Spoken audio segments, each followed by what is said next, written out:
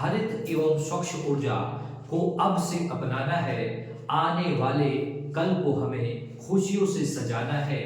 नव ऊर्जा होती पुनः उपयोग, इसको प्रयोग में लाना है। आने वाले कल को हमें सुरक्षित और खुशियों से सजाना है। आप सभी को मेरा नमस्कार। और सर्वप्रथम मैं यह बताना चाहूंगा कि आज राष्ट्रीय ऊर्जा संरक्षण दिवस है 14 सितंबर को। तो जो हमारे परंपरागत स्रोत हैं, ऊर्जा के परंपरागत स्रोत हैं, जैसे कोयला हो गया, डीजल हो गया, पेट्रोल हो गया, इन सबको क्या करना है, संरक्षित करना है। अब इनको संरक्षण कैसे दे सकते हैं, तो हमें क्या करना है, पहली चीज की हमें अधिक से अधिक क्या करना है, लाइट को बचाना है। व्यर्थ में लाइट जलाना नहीं है, पंखे को चलाना नहीं है, मोटर को चलाना नहीं है। अगर हम व्यर्थ खर्च नहीं करेंगे तो क्या होगा, आने वाली पीढ़ियों को भी इसका फायदा मिलेगा। उसके अलावा हमें नव ऊर्जा को अपनाना चाहिए। नव ऊर्जा मतलब कि हमें सौर ऊर्जा को अधिक उपयोग में लाना चाहिए, क्योंकि सौर ऊर्जा कभी समाप्त ना होने वाली ऊर्जा है। यह ऊर्जा कभी समाप्त नहीं होगी, जितना आप उपयोग करेंगे और भी उपयोग में लाते रहेंगे। लेकिन वहीं अगर परंपरागत स्रोतों की बात करें, आप कोयले का अत्यधिक उपयोग करेंगे, डीजल पेट्रोल का करेंगे, तो वह एक दिन समाप्त हो जाएगा। इसीलिए कहा जाता है, सस्टेनेबल डेवलपमेंट की जब बात आती है तो कहा जाता है कि हमें इन संसाधनों को लिमिट मात्रा में, मतलब क्या है, लिमिटेड खर्च करना है, जिससे हमारे आने वाली पीढ़ियों को मुसीबत का सामना ना करना पड़े, उनके लिए भी संसाधन उपलब्ध हो सके। मैं आज अपनी वीडियो के साथ आया हूं। आज का हमारा टॉपिक है अंतरराष्ट्रीय हवाई अड्डे। अब अंतरराष्ट्रीय हवाई अड्डों की बात करते हैं तो यह टॉपिक किसके अंतर्गत आता है, तो यह परिवहन के अंतर्गत आता है। और परिवहन 3 प्रकार का होता है, आप सभी को पता होगा, जो कि स्थल मार्ग परिवहन होता है, जल मार्ग होता है और वायु मार्ग होता है। तो आज हम वायु मार्ग परिवहन के अंतर्गत अंतरराष्ट्रीय हवाई अड्डों को पढ़ते हैं, जो कि आपकी परीक्षा के लिए काफी ज्यादा महत्वपूर्ण है, जो मैप में भी आ सकता है, उसके अलावा आपसे क्वेश्चन भी बन सकते हैं। तो यहाँ पर हम बात करते हैं कि यहाँ पर जो अंतरराष्ट्रीय हवाई अड्डों की बात करते हैं, तो सबसे पहला प्रश्न आता है कि भारत में कितने अंतरराष्ट्रीय हवाई अड्डे हैं। तो वर्तमान समय में बात करें तो भारत में लगभग 34 अंतरराष्ट्रीय हवाई अड्डे हैं। 34 अंतरराष्ट्रीय हवाई अड्डे हैं। अगर हम हवाई अड्डों की बात करें तो हवाई अड्डों की संख्या काफी हो जाती है, 400 के ऊपर हो जाती है, 450 प्लस है।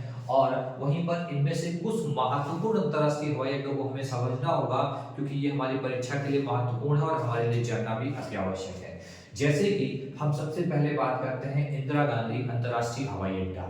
इंदिरा गांधी अंतरराष्ट्रीय हवाई अड्डा, आपसे प्रश्न आएगा, इंदिरा गांधी अंतरराष्ट्रीय हवाई अड्डे को चिन्हित कीजिए। चिन्हित मतलब एक चिन्ह द्वारा प्रदर्शित करना होगा। तो आपको तो पहले तो ये बताना चाहिए इंदिरा गांधी अंतरराष्ट्रीय हवाई अड्डा है कहाँ। तो और दूसरी चीज, आपको इस मैप में पता होना चाहिए लोकेशन क्या है। तो पहली चीज, इंदिरा गांधी अंतरराष्ट्रीय हवाई अड्डा कहाँ है, दिल्ली में है। तो दिल्ली की लोकेशन आपको पता होगी कि यहाँ पर क्या है, ये दिल्ली है। और दिल्ली में अंतरराष्ट्रीय इंदिरा गांधी अंतरराष्ट्रीय हवाई अड्डा है, जो कि भारत का सबसे बड़ा अंतरराष्ट्रीय हवाई अड्डा है, भारत का सबसे बड़ा है।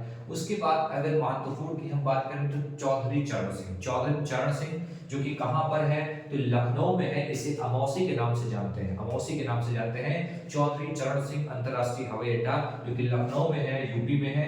आपको सभी को पता होगा यूपी कहां पर है।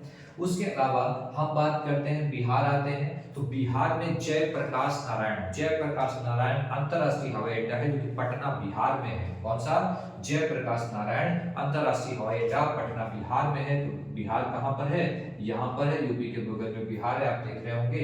उसके बाद हम बात करें, ये वेस्ट बंगाल पश्चिम बंगाल आता है। तो पश्चिम बंगाल की जब बात आती है तो नेताजी सुभाष चंद्र बोस अंतरराष्ट्रीय हवाई अड्डा, नेताजी सुभाष चंद्र बोस अंतरराष्ट्रीय हवाई अड्डा कहां पर है, पश्चिम बंगाल में है। कहां पर है, पश्चिम बंगाल में है। उसके अलावा झारखंड की बात करें तो झारखंड में एक अंतरराष्ट्रीय हवाई अड्डा है, जो कि महत्वपूर्ण है, बिरसा मुंडा अंतरराष्ट्रीय हवाई अड्डा। कौन सा, बिरसा मुंडा अंतरराष्ट्रीय हवाई अड्डा, जो कि कहां है, रांची, झारखंड की राजधानी रांची है, रांची में स्थित है बिरसा मुंडा अंतरराष्ट्रीय हवाई अड्डा, झारखंड। उसके बाद हम बात करते हैं राजीव गांधी अंतरराष्ट्रीय हवाई अड्डा, ये भी काफी ज्यादा महत्वपूर्ण है। कहां पर है, तेलंगाना हैदराबाद में स्थित है। कौन सा, राजीव गांधी अंतरराष्ट्रीय हवाई अड्डा।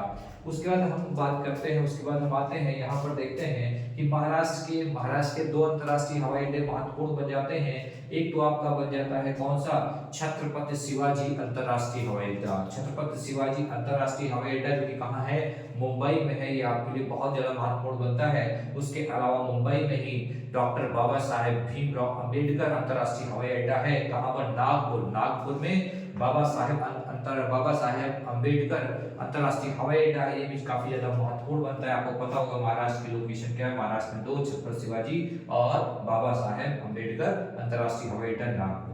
उसके बाद हम बात करते हैं कि कर्नाटक में बैंगलोर की बात करते हैं। यहाँ पर एक है कैंपेगौड़ा अंतर्राष्ट्रीय हवाई अड्डा जो कि कहाँ पर है, बैंगलोर कहाँ पर है, कर्नाटक में है। इसकी लोकेशन भी आपके लिए महत्वपूर्ण है। इस तरीके से अगर हम बात करें बड़े अंतर्राष्ट्रीय हवाई अड्डों की बात करें तो 14 है, और 14 से हमने यहाँ पर कुछ डिस्कस किए हैं, कुछ महत्वपूर्ण है जो आपकी आगामी परीक्षा में आने की पूरी संभावना है। आप सीरियसली अगर ध्यान से पढ़ें तो समाज जीव विज्ञान के पेपर में आपको यहाँ से प्रश्न मिलेंगे, चाहे वो बहुविकल्पी हो, चाहे अतुलक उत्तरीय है, या फिर मैप के कार्य के अंतर्गत आपको यहाँ पे मिलता है। साथ ही में जब बात हो रही है यहाँ पर अंतर्राष्ट्रीय हवाई अड्डों की, तो अगर हम बात करें भारत में यूपी एकमात्र ऐसा राज्य है जहां पर 5 अंतर्राष्ट्रीय हवाई अड्डे हो गए। कितने हो गए, 5 अंतर्राष्ट्रीय हवाई अड्डे हो गए हैं। हम एक एक करके चर्चा करते हैं। जैसे एक अभी हमने यहाँ पर चर्चा की कि लखनऊ में कौन सा है, चौधरी चरण सिंह अंतर्राष्ट्रीय हवाई अड्डा जिसके अमौसी कहते हैं, तो एक तो हमने चर्चा कर ही ली। उसके बाद हम बात करें, जब बात आती है यूपी की, तो यूपी में इस समय बात आ जाती है अयोध्या की, क्योंकि अयोध्या काफी चर्चा का विषय है। वहां पर प्रभु श्री राम का मंदिर का निर्माण चल रहा है और जल्दी उसमें मूर्ति स्थापित की जाएगी और फिर पूजा अर्चना प्रारंभ हो जाएगी। तो अयोध्या में मर्यादा पुरुषोत्तम श्री राम अंतर्राष्ट्रीय हवाई अड्डा का निर्माण लगभग हो चुका है। जल्द ही उसका ट्रायल किया जाएगा 30 दिसंबर तक, और जनवरी में वहां पर फर्स्ट फ्लाइट भी चलाई जाएगी। तो मर्यादा पुरुषोत्तम श्री राम अंतर्राष्ट्रीय हवाई अड्डा अयोध्या में जो कि बनकर तैयार हो गया है। कुशीनगर अंतर्राष्ट्रीय हवाई अड्डे की बात करें तो कुशीनगर अंतर्राष्ट्रीय हवाई अड्डा ये क्या है, अगर हम इसकी बात करें तो ये प्रस्तावित है कुशीनगर अंतर्राष्ट्रीय हवाई अड्डा। उसके बाद नोएडा की बात करते हैं, नोएडा जो कि जेवर का ये निर्माणाधीन है, निर्माण कार्य चल रहा है, इसे जेवर अंतर्राष्ट्रीय हवाई अड्डा कहते हैं नोएडा में। और उसके बाद लाल बहादुर शास्त्री अंतर्राष्ट्रीय हवाई अड्डा जो कि वाराणसी बनारस में है। तो अगर हम बात करें यूपी पे 5 अंतर्राष्ट्रीय हवाई अड्डे हैं, ये अपने आप में यूपी के लिए विशेष है, और जिनमें से मुख्य रूप से मर्यादा पुरुषोत्तम श्री राम अंतर्राष्ट्रीय हवाई अड्डा विशेष तौर पर वर्तमान समय में चर्चा का विषय बनेगा। तो आज के लिए इतना ही हम बताना चाहेंगे, आगे हम चर्चा करेंगे। अभी हमें जल परिवहन के अंतर्गत, सड़क परिवहन के अंतर्गत काफी चीजें पढ़नी है। धीमे धीमे करके हम कोशिश करेंगे कि जितना अधिक हो सके उतना हम आप लोग की सहायता कर सकें और आपको अच्छे अच्छे कंटेंट लाके यहाँ पर पढ़ा सकें। आज के लिए इतना ही, आप सभी का बहुत बहुत धन्यवाद।